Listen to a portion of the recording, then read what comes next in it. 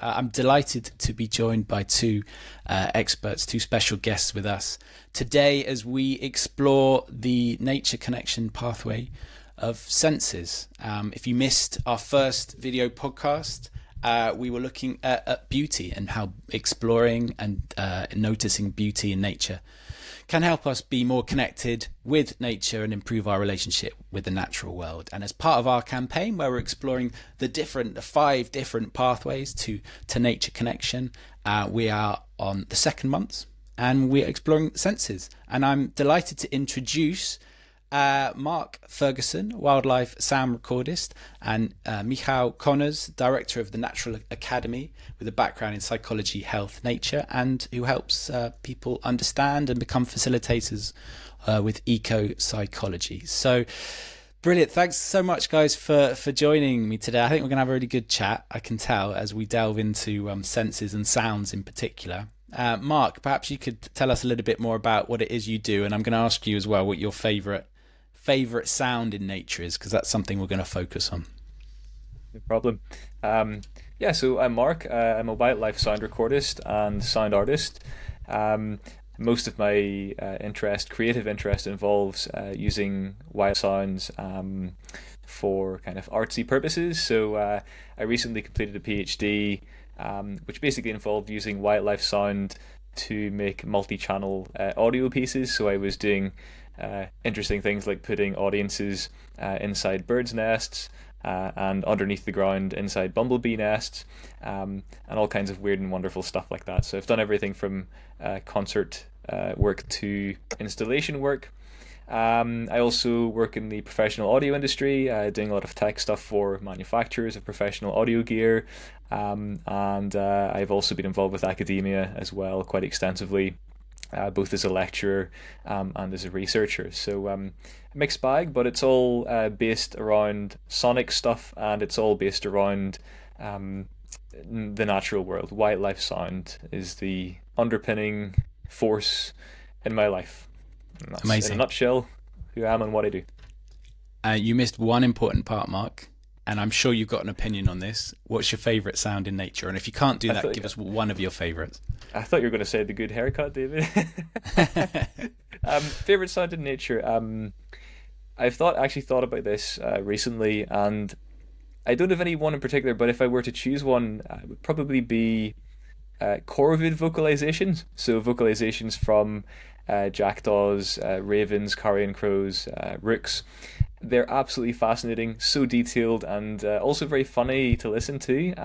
Ravens especially, with the very kind of guttural, almost glugs and little whistles and chuckles.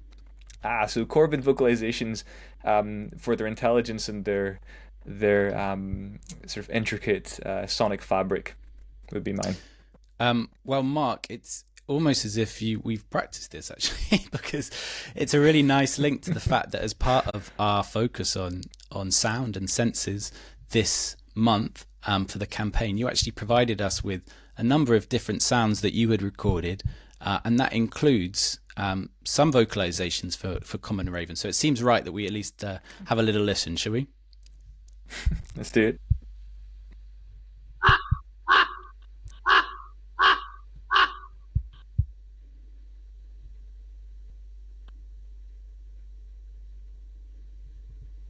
Okay.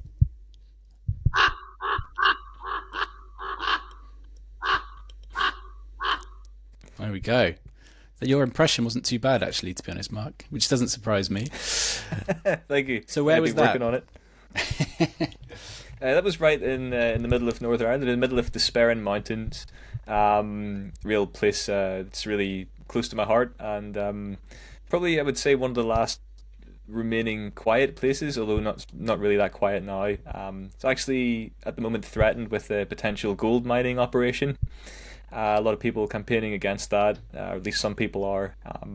So I hope that doesn't go ahead, because it's a very special place. Yeah, special place, special animal as well. That's such a distinctive sound. Whenever I hear that, I always know that we're in a special place. Brilliant. Okay, Michéal, perhaps tell us a little bit more about what you do, because it's some amazing work going on at the Natural Academy. I hear wonderful things, and I'm also Yeah, if you can pick a sound in nature that really resonates with you.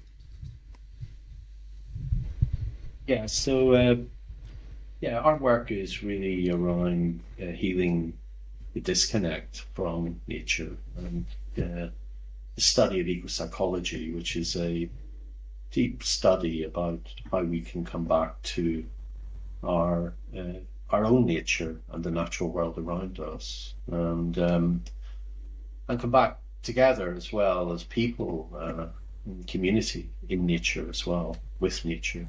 So it's, it's a deep study and a deep process, and we run short and longer term trainings in ecopsychology and ecotherapy. And also we work in organizations, really enabling organizations, the NHS and other health organizations, environmental organizations, and charities and health organizations to really bring nature into the heart of the work they're doing, so that nature-based interventions, nature-based approaches are at the heart of it.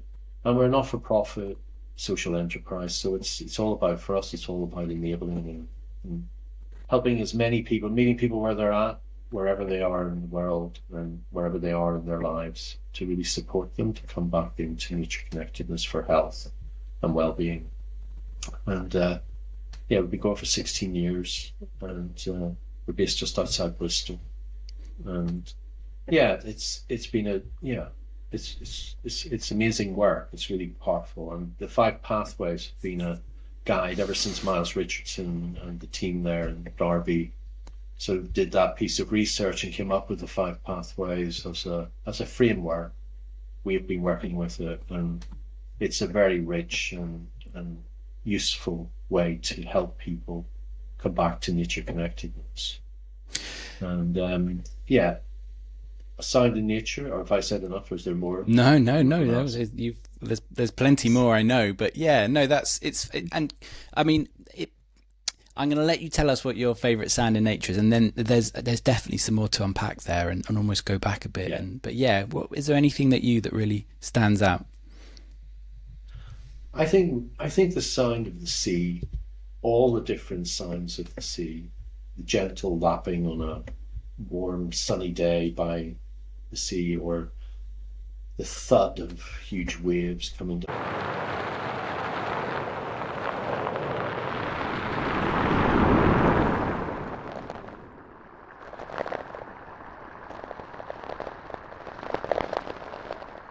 So I grew by the sea. I grew up by the sea, so I love the sea sounds, and I could listen to the sea forever. Yeah, no, I same. So Grew up in Cornwall, and it's I mean, it's funny. Well, there are 5 pathways to nature connection. There's and there's always one that I forget, but compassion, senses, beauty, meaning, emotion. But of course, they're not perfectly separated, and things like sounds can have meanings and can give you emotions, and it's actually the way that they all connect, which I'm sure we can talk more on, Michéal. But yeah, perhaps we can start there, and because it's one of those, we talked a bit about this in our last podcast. It sounds almost a bit woolly, doesn't it? Sort of like nature connection, but it's a real thing. It's a real sort of psychological construct, isn't it? Maybe you could again sort of break that down for people. What do we mean when we talk about this? Well, I suppose it's a psychological construct in the sense that it's a way that we can understand ourselves through connection. And there's quite a nice quote that I've used before quite often in our work, which comes actually from Derby University directly. And nature connectedness is really rooted in a long literature history in academia around nature relatedness and biophilia, and the fact that we are nature and that we have a natural connection to nature, but we have lost that. And so it's really a return to something that is very natural. And in Derby, they say the relationship between people and the rest of nature, nature connectedness, is grounded in scientific study, is measurable and accepted internationally. So I think that's something that's important, that it's now been an accepted idea that is researchable, is evidence informed, And it involves understanding that we are part of nature. So that the idea that somehow we're not nature is the whole core of the separation. And of course, we are nature. We are from this earth and we are part of nature, always have been. And we are nature itself.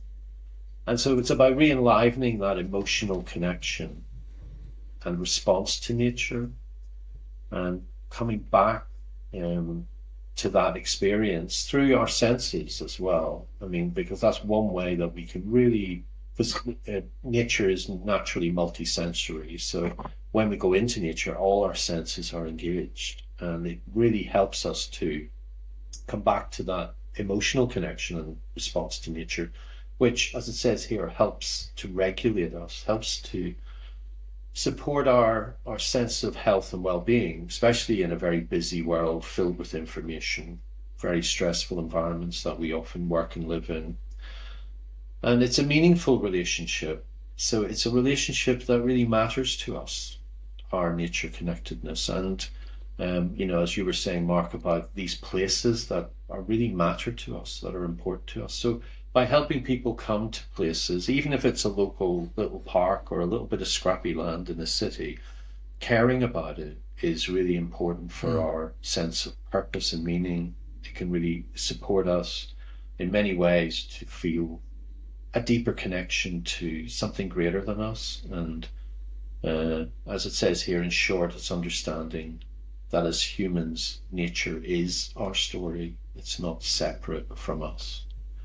And that, I think, is, really the heart and soul of what nature connectedness is. And from working with it as a practitioner, it is an incredibly powerful way to support people's health and well-being and support people's educational ability as well, to restore their focus, to bring them back alive. So it's far from woolly. It's actually incredibly powerful and well evidenced. The evidence base is good for it. I mean, there's some really quite hard scientific evidence behind it around the impact on our biological processes, as well as our psychological, emotional processes. So, I think it's a very strong and developing. I was just at the Nature Connectedness conference. It was amazing to see what it's doing. It's incredible. Yeah. No, there's a real.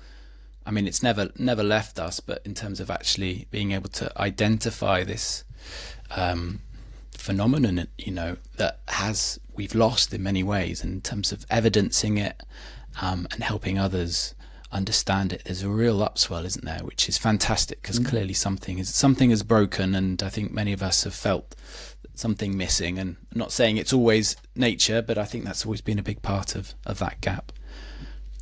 Yeah. I would agree with you totally, David. And, and the great thing about nature connectedness, not only does it connect us to ourselves and therefore help with our, the separation and the disconnect of ourself and each other with other people, but it also brings us into nature and brings us to that place of caring about nature, and actually pro-nature behaviors and pro-environmental behaviors naturally emerge, just very naturally. It's not like it's a sort of counter to the preaching, that can just shut people down. Actually, if you get people connected, they just naturally care, because we do naturally care. It's a fundamental part of being human. We care about each other and we care about nature. Yeah. When we're given the chance. And, that I think is the sort of, the win-win situation that nature connectedness offers us, especially in the face of the poly crisis of climate and biodiversity loss and health. Yeah, it's an incredibly positive process as well, isn't it? It's like you say, win-win.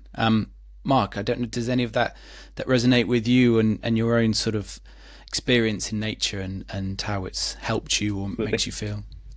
Yeah, absolutely. I mean, spot on. I even touched on this in my PhD thesis about concepts of nature, concepts of wildlife, and how there's almost this kind of dichotomy between what is human and what is natural, and it's as if almost nature's out there somewhere. It's sort of at a distance beyond the kind of fence in Dartmoor National Park, that's quote unquote that's nature, or going to the Scottish Highlands or something. I mean, that's nature, or hiking up Mount Errigal in Donegal, that's nature. But actually, there's nature right outside my window at the moment in the back garden, and we're a part of nature, as Michéal correctly says, and so many scholars have already touched on that, written about it. William Cronin, and a number of others, and it's really.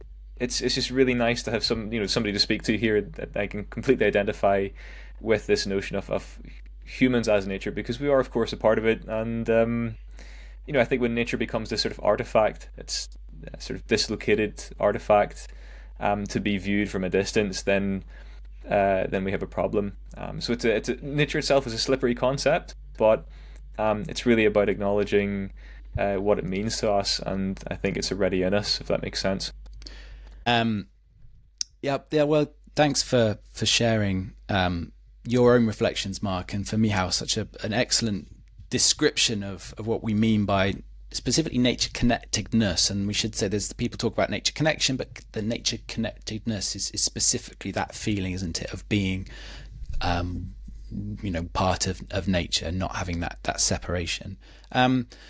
So the University of Derby, as we've mentioned a few times, they've really been pushing and helping consolidate and organise a lot of this thinking. And there's the Nature Connection Network that has sprung out from the University of Derby and Natural England. And this framework that we keep mentioning, the five pathways to nature connection, is, I believe, Michéal, you can correct me, sort of has come from their work to sort of show that there are different ways.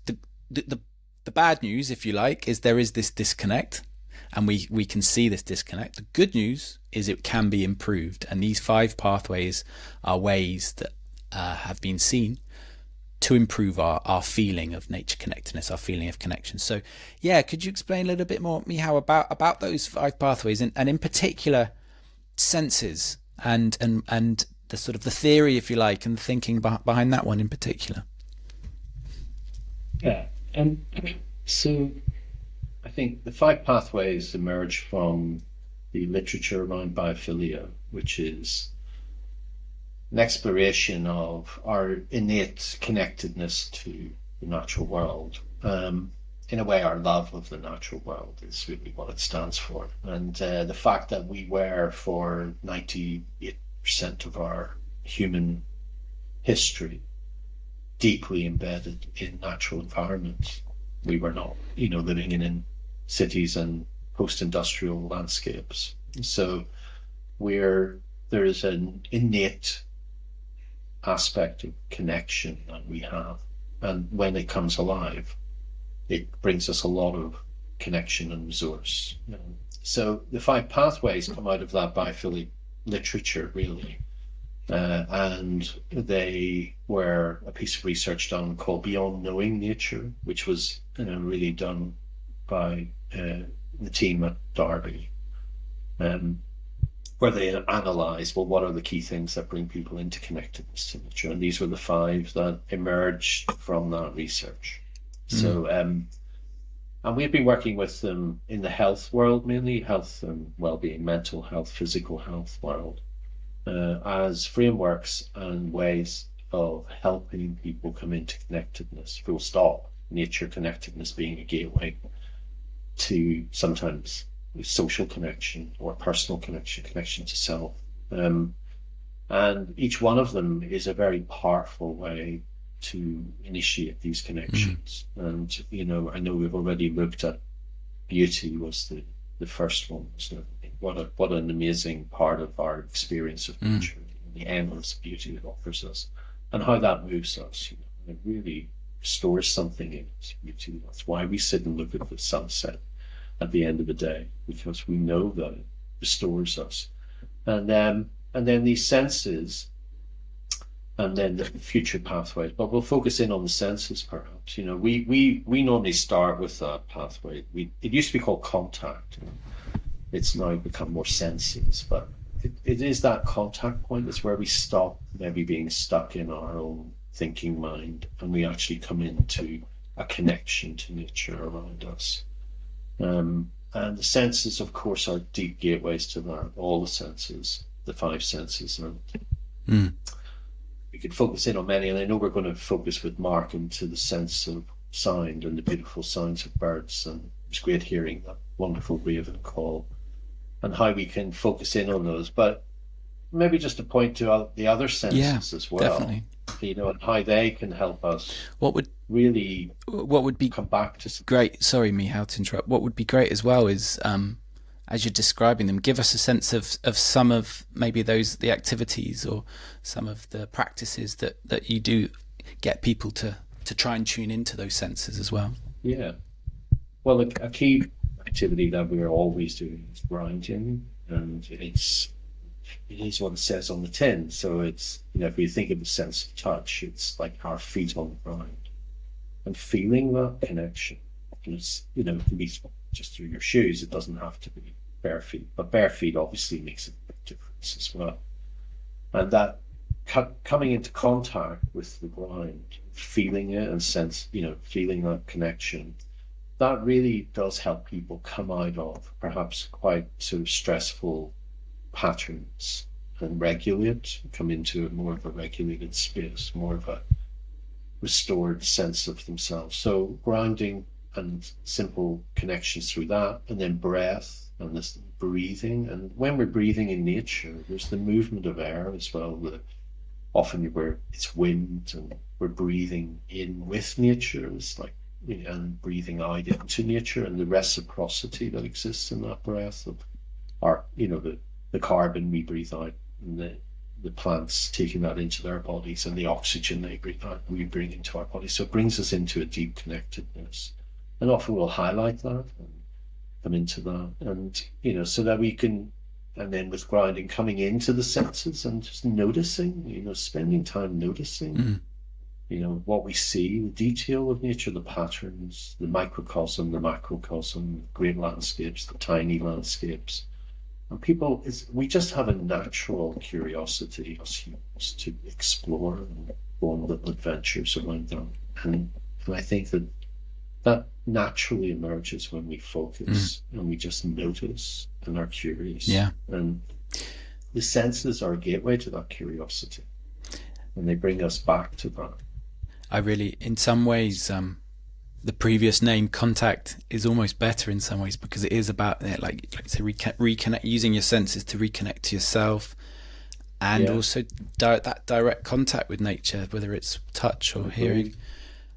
Mark, and we do it in groups as well. So we work with other people as well, and doing that with other people is really important. Yeah. Coming back to social connection. Because often our nature experiences are very solo.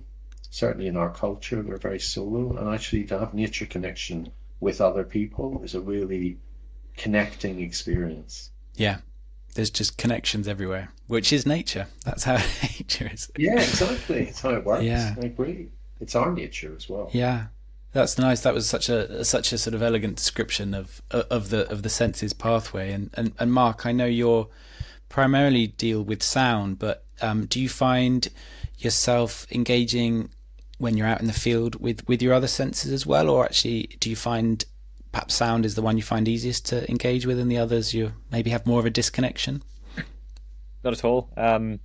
It's a multi-sensory experience. When you're out recording sound, I've tried to be honest with you, I've tried to break out quite a lot of this kind of almost listening obsession, especially within the field recording community and sound recording community in general. It's all about the sound, and it's almost as if our other senses have nothing to do with the perception of sound. But of course, listening back, the beauty about recording sound is it actually helps you to remember the whole experience. So often when I've recorded something, I'll go back and listen to it, and it brings back a lot of information, olfactory, what I've smelt, the smell of a wet woodland, just the richness of that, and that's accompanied by sonic richness, but there's just such a diversity of smells there.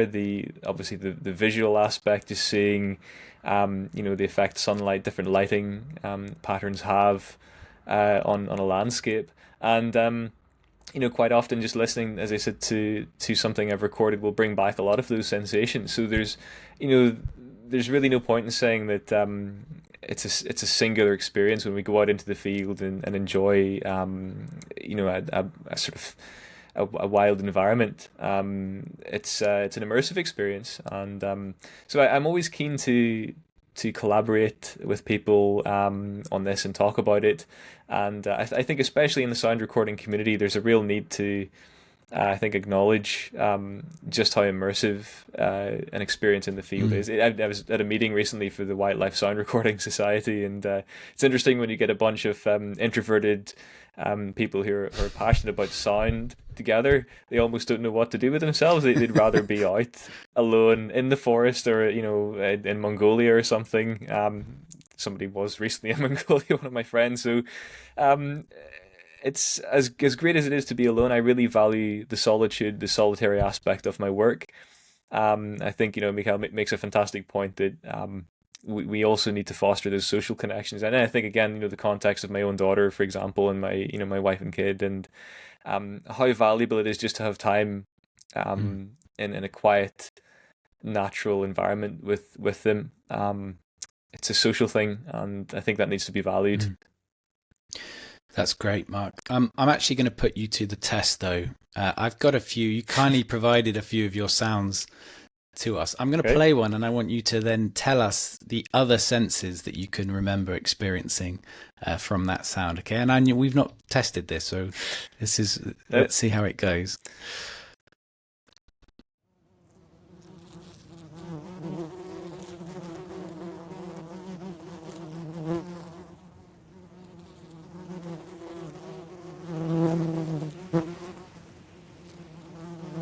Okay. I mean, that was evocative for me, so I've got feeling. But yeah, tell us. Yeah, well, that's a great yellow bumblebee is the species, Bombus deciduendus.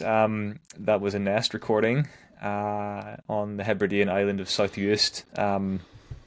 Never been done before, and so it's not technically a sense, but excitement was one of the emotions that I was feeling at the time.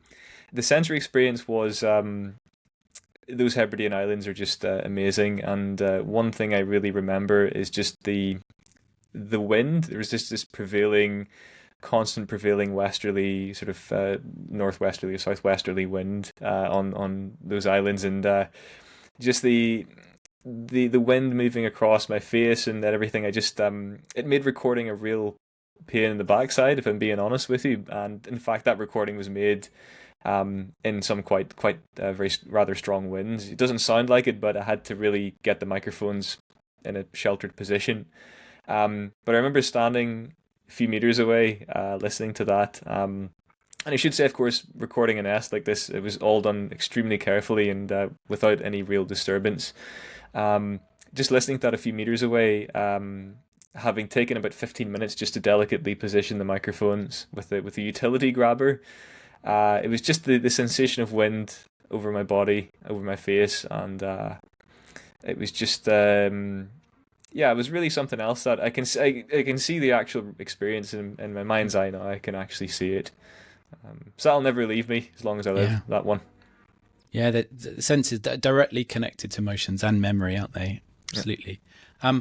Michéal, I'd love to talk to you a little bit more about sounds in particular, and perhaps exercises that you carry out with people. But I should just explain briefly a bit why we're focusing on sounds just quickly. So our campaign, the It's Time to ReWild Yourself, it's over 5 months, although we're going to extend it longer.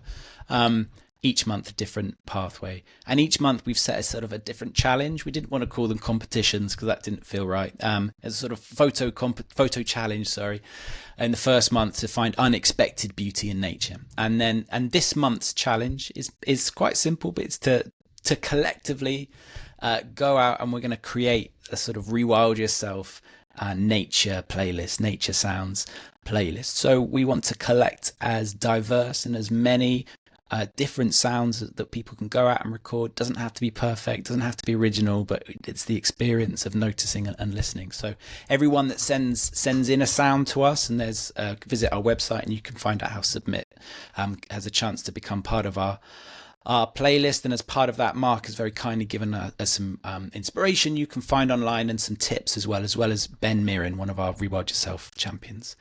So that's why we're banging on about sounds. But there is a real power to it, Michéal, isn't there? Ears especially. There's something quite sort of, why people love podcasts. There's an intimacy. There's something. What is it about sounds, do you think, in particular, which is such a good pathway to connecting to nature? And how do you sort of utilize that with people you work with? Well, I guess sound, most of the sound that we're sort of bathing within is probably human made, isn't it? And mostly in city environments, it's noisy in the sense of it's disturbingly noisy. And there are studies that show the stress and anxiety levels that come through that, and how living in those environments where we can't hear sounds of nature actually creates stress, and can be quite disturbing for people over time, and creates a disconnect because we just want to get away from it. And so we just put our headphones on, listen to music, and switch off and get away from everything, because it's a natural response. So the importance then of having some sort of places where we can bring in nature and have nature sounds stands out there, doesn't it? How important it is that people have the opportunity, all people, and this is an access issue and a equality issue as well, is that all people have the access to hearing birds sing, and the importance of being able to also see birds and hear them, and other animals, and the sound of the wind. And that being available for people and accessible and close by. And the importance then to rewild cities and to bring wilder spaces into cities so that that's an experience that all people can have access to. So, because the evidence shows, simple listening to birds, the impact of that on people's, whole health system is huge. Just that moment of noticing a bird singing, like a beautiful blackbird on a spring evening, singing on the top of a tree. How can that not restore something so deeply in us, of connection and wellness and relaxation? And here's one singing.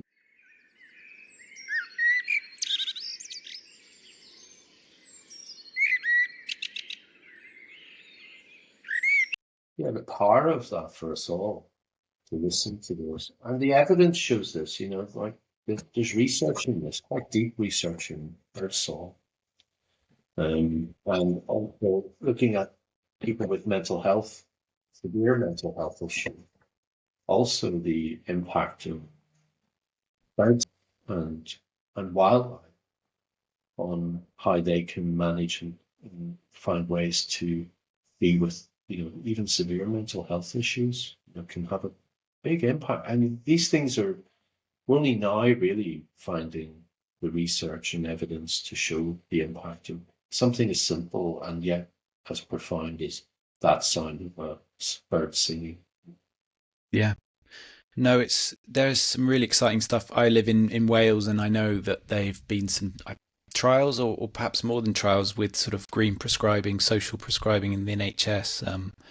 And yeah, I don't know if you know more about that actually, Michéal, but there's some really good positive evidence, isn't there, now? Yeah, there is. And there's quite a lot of investment coming in from the health services into sort of green social prescribing or nature-based approaches to mental health. We're involved in quite a few different mental health projects around the country, and working with CAMs and children and young people's mental health as well. There's a lot going on there. There's a lot going on in adult mental health. So it's great that nature is now being seen as a really important pathway for recovery. Yeah. That nature connectedness becomes one of the pathways to recovery for all of us. Yeah. And for nature itself, the more that because human beings ultimately are stewarding the land now. So, if we're disconnected, we're not going to care about You know, if you really connect to nature, would you make some of the decisions that are being made? No. Of course we wouldn't. It's one of. Why would you do that? I've often thought that disconnect is almost a survival mechanism for modern life. It's one of the only ways we can live in modern world, but because otherwise we'd be feeling it. All those decisions we made, which were sort of so negative, we wouldn't stomach it. So we have to be disconnected, which is... we have to disconnect, and then we have to come to the connection again through that. You know, that this is ego psychology. You know, like how do we come back to connection and the natural world and those beautiful sounds that Mark's recorded are ways for us to come back to connection in the moment, whatever the state of the world. We can listen to a bumblebee in the garden, you know, and that can bring us deep joy. Is there evidence that, because so I've ahead of this was listening to a number of Mark and Ben's recordings, and I could feel that effect just from the recording. I sat there, I closed my eyes, and I still could feel something like positive. Is there evidence to suggest that even sort of secondhand listening to recordings, it still has a sort of a power? Sure, Mark knows about this. Well, actually, to be honest with you, I know from a personal standpoint, from a kind of sort of empirical observation of how I kind of sort of listen to things and how I process things. Absolutely, from my standpoint, and I can see the reactions of other people when they listen to my recordings, and so. I mean, it's not a scientific assessment, but I know that that's creating a connection, that the people are engaging with that, and they're becoming interested in listening to wildlife just through the recording bit alone. So I know from a personal standpoint that it works, but I'm sure scientifically, and then, again, this is absolutely not my domain. I'm not a scientist, but you know, there's. Even just if you take something like music, for example, that's well backed up that music is a positive experience. It reinforces social connections. It's really good for kids, especially sort of in terms of kind of broad motor skills, processing information, just the sort of neurologically how beneficial that is. That's well backed up scientifically, and music, sound, it's all connected together. And birdsong in particular, one of the notable features of birdsong is, of course, melody, the melodic aspect of that. And you know, there have been names escape me, but there have been scholars who've obviously looked quite extensively at this connection between birdsong and music, and a number of composers have used it in their own compositions, Olivier Messiaen, for example, and so on. So there's an incredible connection there, and I think I read somewhere that you know, in our kind of evolutionary history, the assessment of a good habitat, the prospect of having a good area to live in, to kind of nourishing area that's going to provide food, provide shelter, and so on, was to listen for birdsong. And I've read that sort of being proposed as a kind of a habitat assessment in our certainly in our kind of prehistoric past. So yeah, I can't quote anything scientific, but I can see it in my own work. Well, hopefully we've inspired a few people to go out and use their ears, but also, as I said, as part of our sort of challenge, we're encouraging people to capture. And it's like you say, Mark, sometimes it's not necessarily about the final outcome in the recording. The process itself is just as valuable to go out and to look or to hear. So have you got any sort of, I know you provided us some tips, but any good places to start if you wanted to go out and capture some sounds from nature? So it starts with listening. It seems to be a bit of a silly thing to say that, but there's no point in going outside if your mind is listening to other thoughts, if that makes sense, if your ears are elsewhere. So start with engaging, start with listening to the environment. It doesn't have to be natural initially, just become aware of the wider soundscape. And then it's just as simple as taking time to go outside, make yourself aware of sounds, and the equipment that you need. It doesn't have to be anything great. I think as part of this campaign, I think you mentioned, David, it could just be anything like a smartphone, for example, is perfectly capable of recording a bit of birdsong. some bumblebees. You can get it reasonably close to insects and so on. So you can just start with that, and it only takes a bit of Googling and a bit of searching to figure out what you can kind of get to start off recording, a basic handheld recorder and a microphone. And you can just build it up from there. But really, the most important bit is just taking time to listen as a starting point, and thinking about what you're going to record, thinking about what you're going to listen to. Is the main just thing. To jump on that, Mark. I tried a bit of collecting some sound recording, and it's hard. And actually, one thing to link to what Michéal said earlier is I then noticed how much man-made sound there was. I was trying to listen to nature, and then when I started listening, unfortunately, all I could hear was the road and aeroplanes. But some of your recordings aren't things I would even thought about making sounds, and I sort of couldn't get beyond just recording birds. So I don't know, is there a way? But we've got recordings on our website of the vibrations of a nettle stalk, of a hazel tree creaking, of sort of lapping of waves. Could you give us any advice on how people can sort of go beyond maybe the more obvious sounds and record a bit more, something more interesting? So those are more specialized recordings, really, and probably to capture something a little bit different and sort of take a different approach, you really have to get some small microphones. So you can get little tiny microphones. They're omnidirectional, so they record sound from any direction. And if you put those on top of plants, if you put them even under some leaf litter, if you put them into a hedge, for example, let's say you have house sparrows in your garden, if you pop them into the hedge, getting up close, then that begins to, you really get into the detail of sounds, and you can really, because you're not really directly present in the environment, sort of beside the species you're trying to capture, you can really get some fantastic behavioral recordings and not disturb the species that you're trying to record. So those methods are a little bit different. But equally, a lot of the work that I've done involves lengthy periods of waiting with a microphone. I have a special apparatus called a parabolic reflector. It's basically a big contact lens, and you put a microphone inside it, and it allows you to record birdsong at distances of maybe even 100 meters more sometimes. So those methods then are quite specialized, but really I would recommend just getting a couple of small microphones to start with. And the sounds of the hazel tree that you talked about, David, for example, were recorded with just a couple of tiny omnidirectional microphones planted either side of a tree trunk, hazel tree trunk. And, that really revealed a lot of the detail of that creaking, ancient hazel wood just creaking. It was just a beautiful sound. And again, the lapping waves, a couple of chopsticks, microphones planted just above the water's surface to get that detail. So okay, so some of that does require specialized equipment, but I'm getting, have some fun with it as well, experiment. You never know what sounds you might capture, and as we keep saying, it's that process. Is this sort of fun? Fun is the key word. Fun is the key word. Okay, excellent. And if you don't get there is no right sound. The fact that you've listened in the first place is the key bit.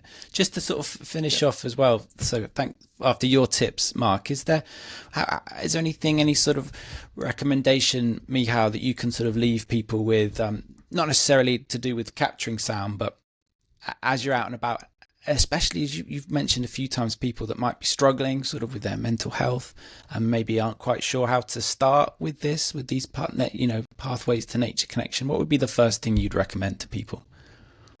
Well, any noticing of nature is a connection. So just noticing it and spending time in any of the senses, noticing it, like looking, even if you're in a house, looking out the window, and, even if you don't have a garden, looking at a tree across the road. Just noticing it and spending time and giving yourself time. So we often, we would do sort of grounding exercises, just take a moment to relax and notice. And I think that's the key, is noticing. And there's a practice which I think Darby came up with, but it was notice 3 things. And if you notice 3 things a day, that has, and the research showed, that has quite a big impact on people's sense of well-being, just noticing 3 things in nature a day. And so you can notice them not only through sight, and we're very over-dependent on sight, but actually notice what you could hear. So maybe you might be surprised that you could hear a bird singing even in the middle of a city. And Yeah. you might be surprised at the sounds of the trees that can come through even in the middle of Bristol or London, where there's parks. There's, the UK generally has really good parks. And there's places to go where you can find that. So just spending those few moments noticing is the key. And it can be touch as well. You can just touch the bark of trees, or you can just stop for a moment and notice the wind. And all of that brings us into nature connectedness, and that naturally relaxes and restores us. So it's always good for our mental health, always good for our well-being. That's excellent. Yeah. It's so simple, but so easily not to do. And I've tried that. Notice 3 things, and I've tried to use different senses each time for each one, and it really is effective. In fact, the Wildlife Trust's sort of 30-day wild is quite good for that as well. Just one wild thing, one sort of thing. So yeah, just noticing. Excellent. Because that is the difference, isn't it? It's not just time in nature. It's your relationship with it. It's noticing it. Something I was going to tag on just very briefly please. Because we've talked a lot about sort of anthropogenic sound intruding on our experiences of nature, but of course we do talk about this concept that we are part of nature, and of course it's going to be very difficult to remove that from society. So it does have to be accepted to a certain extent. We're never going to have a perfectly quiet soundscape. So one thing I would like to point out is that a microphone it gives you power. It's almost this kind of little piece of black magic, and you can put it. One of the coolest recordings I ever made, I think I might have mentioned this in a previous interview with you, David.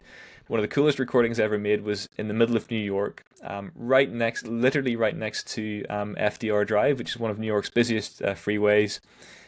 6, 7, 8 lanes of traffic. There was a rose bush next to that.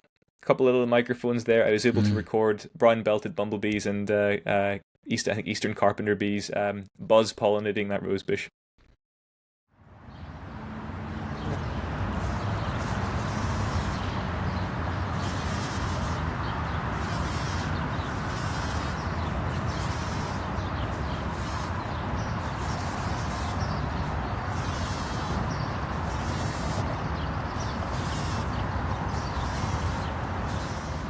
That's the power of the microphone. That's an impossible recording. You get the microphone close enough, you can give species a voice. If they don't have, if you can't hear it, you can give it to them. Fabulous. Yeah. Excellent. Different things that you can do with your ears, but then I love what microphone can give a voice to nature, which is what Voice for Nature are all about. Thank you so much. That's been great. I could talk to you guys for much longer. But please visit our website, ReWild Yourself. It's time to ReWild Yourself is the campaign. Loads of resources. Like I say, a challenge each month. If people want to learn more about Natural Academy, Michéal, where can they go? If you just Google Natural Academy, will appear, and there's all of our trainings and stuff there. Brilliant. And Mark, you've got a couple of albums, haven't you, on Bandcamp and a website, is that right? Yep, check it out, Bandcamp. My website at the moment, it's linktree /Fergusonic. That's linktr.ee/Fergusonic. Fergusonic. So I just had to use Fergusonic. Amazing. But yeah, if you Google Mark Ferguson Sound Recordist, or just search for Bandcamp for Walking with Bats, or one of my albums, Bumblebee album, you'll get me. Excellent. And I'll make sure that there are links to all of the work as well on our website. Thank you so much again. Hopefully we can get you back on and we can talk more about sounds and senses and other pathways. Brilliant. It's time to ReWild Yourself. There's no excuse. Let's get out there. All right. Thanks, guys. Thank you. Thank you. Thanks, Steve.